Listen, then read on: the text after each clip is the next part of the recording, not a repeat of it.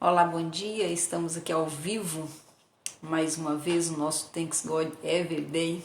Obrigada a Deus todos os dias, obrigada hoje, obrigada essa semana. Sempre é uma oportunidade, né?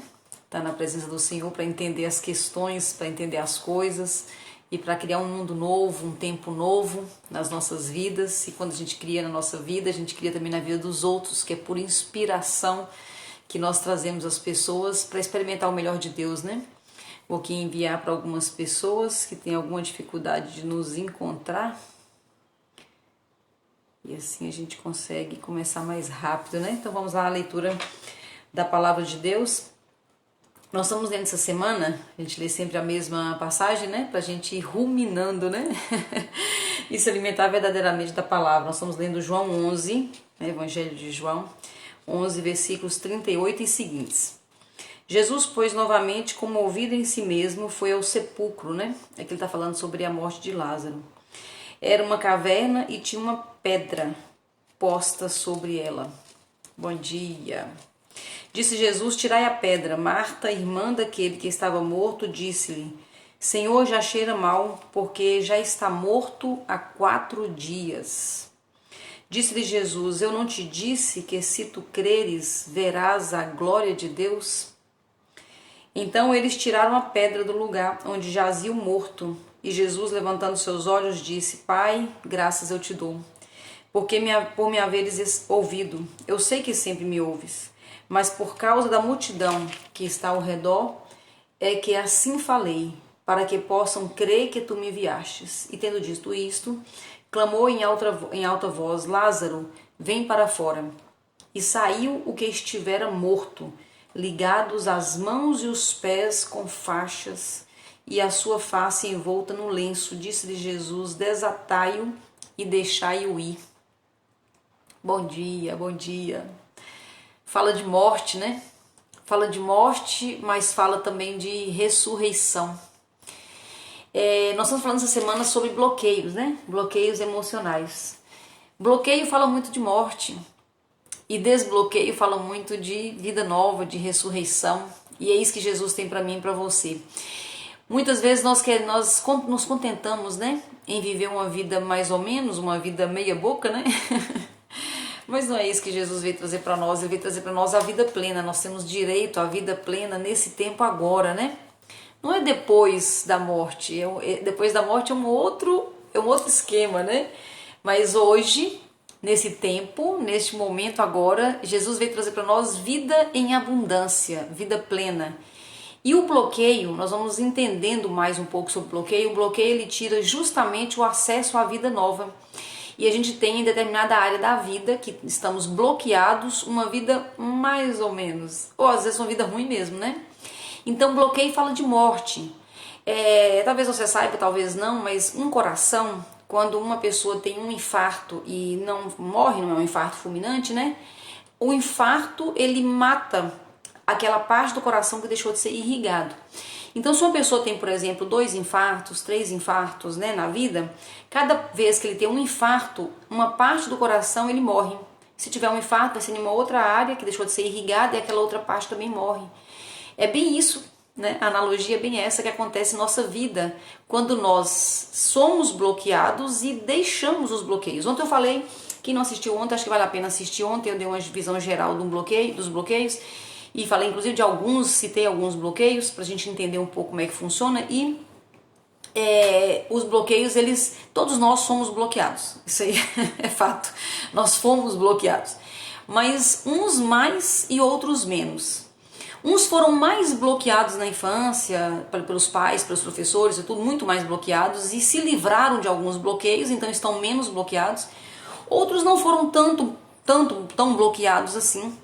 E então, mas resumindo é que, ou porque nós fomos menos bloqueados ou mais, ou porque nós nos desbloqueamos ao longo do tempo, ao longo da vida, por algumas oportunidades, não importa muito. Na verdade, o que importa é que todos nós temos bloqueios, uns mais, outros menos. E quando nós temos bloqueios emocionais, uma parte da nossa vida, ela morre. Ela morre. Então nós temos várias áreas da nossa vida e tem algumas áreas que estão mortas. Mas não é morte para sempre. É isso que é legal nessa passagem, né? Lázaro estava morto e voltou à vida. E nós também, uma área da nossa vida que nós estivermos mortos naquela área, sim, nós podemos ter vida de novo naquela área. Esse é o ponto, né, que nós queremos trabalhar nesses dias, porque existe solução, existe saída, existe vida, e nós podemos ter essa vida plena em todas as áreas da nossa vida. É isso que é uma vida em plenitude, né? Uma vida em plenitude é isso, é quando em todas as áreas de nossa vida nós acessamos a plenitude, né? Ou seja, nós pegamos tudo o que nós podemos pegar. Eu gosto muito da lembrança daquela passagem de Moisés, que quando estava saindo do Egito, né, com o povo de Deus, e o faraó negocia com ele, né, e fala assim, não, então leva só os homens, não, então leva só os homens e as mulheres e as crianças, mas deixa os bois, deixa... E faraó foi tentando segurar, e Moisés era irredutível, e no final Moisés fala, nenhuma unha vai ficar. Então qual é a unha que às vezes você pode estar deixando, né, de acessar essa vida plena? Às vezes não é só uma unha, né? Às vezes a gente está deixando muito mais, né, no Egito, ou seja, longe da glória de Deus, longe dessa vida plena. Então Deus quer para mim e para você nesse tempo agora, e Ele tem pressa, e ontem eu expliquei por que Ele tem pressa, né? Porque pessoas bloqueadas bloqueiam outras, pessoas desbloqueadas desbloqueiam outras, né? Então por isso que Deus tem pressa que eu e você, que a gente se desbloqueie o mais rápido possível, porque tem pessoas esperando do outro lado da ponta na nossa vida, que nós vamos tocar essas pessoas, e às vezes a gente nem fica sabendo, né? Hoje de manhã cedinho, eu acordei, tinha uma mensagem que veio pra mim ontem, bem mais tarde, eu já tava com o telefone afastado, e aí, eu tava dormindo, na verdade, meio que na madrugada essa mensagem, uma pessoa me agradecendo por uma coisa que aconteceu entre nós, e ela foi desbloqueada, né, com um feedback, uma palavra. E aí eu fico pensando, né, às vezes a gente nem tem noção. Eu me surpreendi com a mensagem porque eu não tinha noção que tinha sido tão importante para a pessoa. Então, às vezes, quando você está desbloqueado em determinada área, uma palavra sua, um contato com uma pessoa, ou às vezes um exemplo, você tem plenitude numa área e você toca naquele ponto e a pessoa é desbloqueada porque você está desbloqueado. Isso é maravilhoso, né? É Deus agindo na terra através de mim e de você. É esse que é o nosso chamado, né? Agir aqui, tocar. Ontem eu falei de 300 pessoas, né? Quem sabe até mais do que isso, né? Então o bloqueio é uma espécie de morte, ele vai matando a porcentagem de nós, né? Ao longo do tempo, e são várias áreas. Já viu aquela expressão que fala assim, sorte no jogo, azar no amor? Ou então o contrário, né? Sorte no amor, azar no jogo, né? Então será que nós estamos pensando dessa forma, que nós já temos muitas coisas resolvidas na nossa vida e por isso nós não precisamos resolver em outras? Ou nós acreditamos que nós podemos ter vida plena, e vida plena, a plenitude, diz que nós podemos acessar em todas as áreas. E é nisso que nós acreditamos e é nisso que nós buscamos, né? Uma vez conversando com uma mulher, né, uma mulher já mais velha, assim, com filhos e casada, ela tinha mais de 20 anos na época, mais de 20 anos de casamento, e nós chegamos num ponto da conversa, assim, de intimidade, né, e nós começamos a falar um pouco sobre a questão de sexualidade, e eu fiquei bastante chocada quando eu ouvi dela, né, ela falando assim que ela nunca tinha tido prazer no sexo, ela nunca tinha tido um orgasmo. Uma mulher casada, de mais de 20 anos de casada, ela nunca tinha tido um orgasmo, mas que ela não queria falar sobre aquilo, não. Ela não queria tocar naquele assunto, não, porque questão de sexo, orgasmo, nananã e tal, que eram assuntos que ela não gostava de tocar. Por quê? Olha o que ela me falou. Porque ela estava muito bem com o marido dela, era mesmo o marido desde sempre, ela estava muito bem com a família dela, estava muito bem nos negócios dela, e ela não queria tocar nesse assunto de sexualidade. Será que essa pessoa está bloqueada? O que vocês acham? Será que existe um bloqueio aí?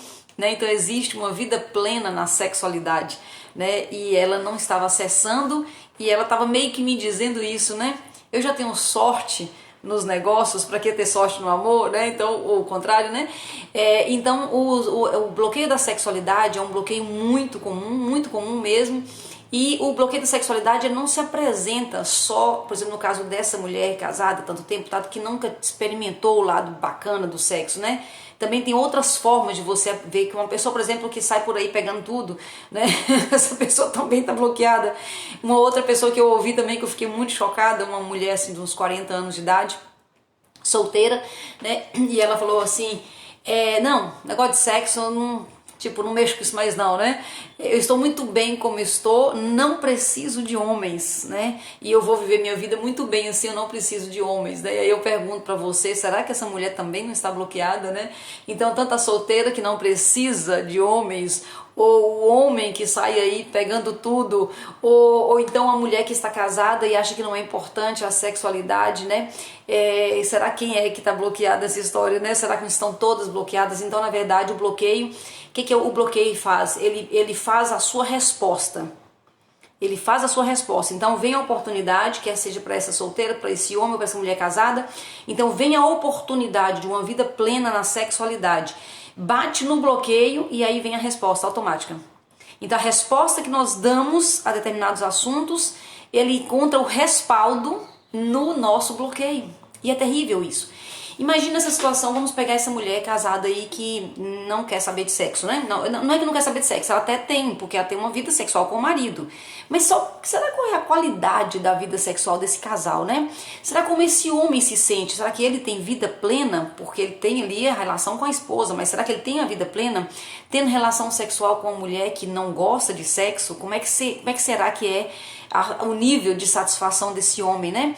E vamos pensar na geração futura, eles têm filhos. Tem filha e tem filho. E como será a educação sexual desse casal com essa geração futura? Será qual vai ser o que eles vão receber, essas crianças, né, esses jovens, esses adolescentes, o que eles estão recebendo em relação a essa energia, né, da sexualidade e como é que essa geração vai passar para frente agora, esses adolescentes vão passar para frente a relação, né, em relação ao sexo, né, muito grave isso. Por que é muito grave? Porque nós vamos bloqueando de geração em geração. Provavelmente a mãe ou o pai dessa mulher também era bloqueada. E ela foi criada ela foi bloqueada provavelmente pela mãe, provavelmente, ou pelo pai talvez, e levou isso para a vida dela, conjugal, e tá provavelmente levando para a vida da família, para essa menina, para esse menino, bloqueios de sexualidade para frente. E assim vai levando de geração em geração bloqueios, né? Tô falando da vida sexual, e é muito comum os bloqueios na vida sexual, e é muito ligado com outro bloqueio, que é o bloqueio da religiosidade. A maioria das pessoas bloqueadas sexualmente ou sofreram abusos sexuais e não foi ressignificado isso, né, abuso mesmo sexual, ou então foi criado em cima, debaixo de muita pressão da vida religiosa. A religiosidade é um dos bloqueios mais comuns também da gente se encontrar, aí, né?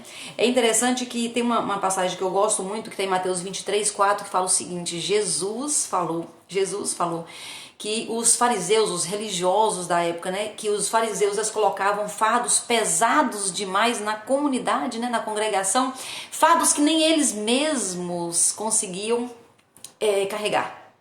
É interessante que talvez se eu perguntar aqui agora, se a gente tivesse tempo até para responder um bate-papo, qual era a religião de Jesus, né?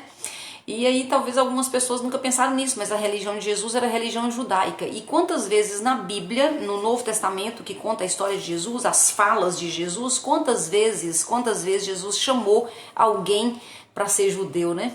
Jesus era judeu, mas não chamou ninguém para ser judeu. E, na verdade, os judeus, na época, a igreja da época, né, colocava fardos pesados demais, regras pesadas demais, e o próprio povo, os líderes, não cumpriam essas regras pesadas. Eles faziam algumas coisas na frente da comunidade para ficar bem. Eu não estou inventando na minha cabeça não, tá lá em Mateus 23, tá? Quem nunca viu isso pode voltar lá e dar uma olhadinha, né? E aí, deve ser separadinho aqui, olha só.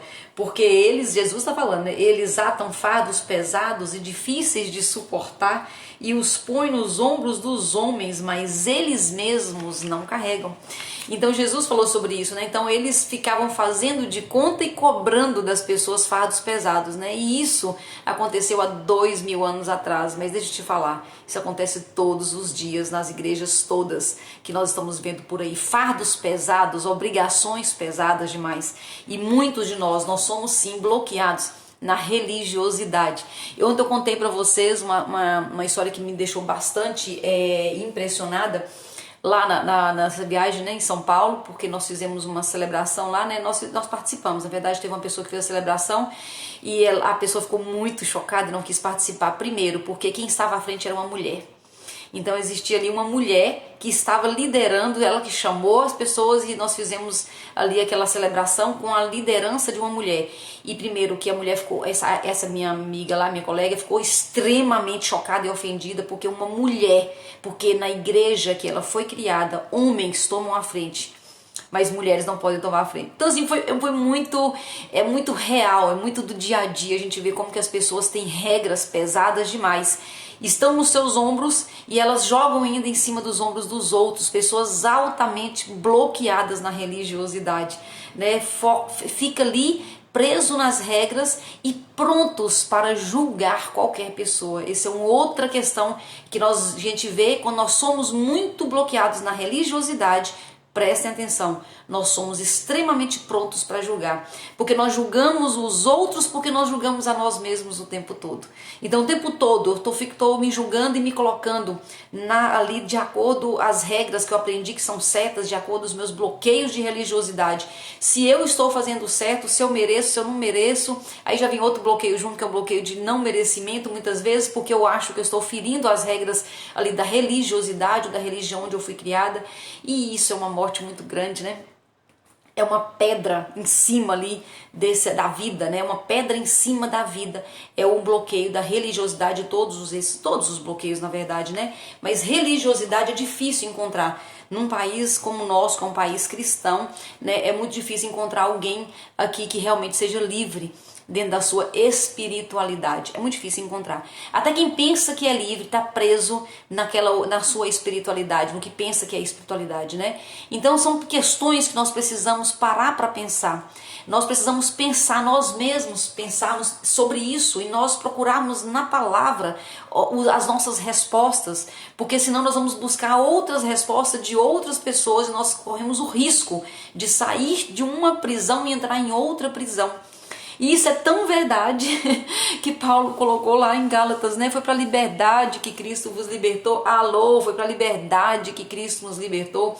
Bloqueio é o contrário de liberdade. Só que Paulo continua nessa mesma frase, né? No mesmo versículo, ele continua. Mas cuidado para não cair de novo em jugo de escravidão.